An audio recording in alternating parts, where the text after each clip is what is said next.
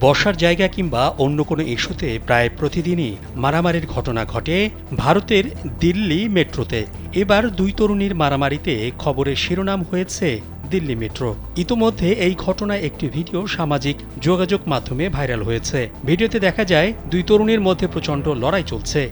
দুজন নিজেদের মধ্যে হাতাহাতি ঠেলাঠেলিতে জড়িয়ে পড়েছেন। শুধু তাই নয়, চুলোচুলিও হচ্ছিল। দুই পক্ষই আস্ফালন করতে থাকেন। দুই তরুণীকে আলাদা করতে রীতিমতো যুদ্ধ করতে হয়েছে তাদের সহযাত্রীদের। একে অপরের চুলের মুঠি ধরে টানাটানি করতে থাকেন তারা। প্রবল চিৎকার চেঁচামেচি চলতে থাকে, মারামারি। ট্রেনের ভেতর এভাবে মারামারি করায় দুই তরুণীর তীব্র সমালোচনা করেছেন নেটিজেনরা। Walton Washing Machine. Simplifying life with hassle-free washing.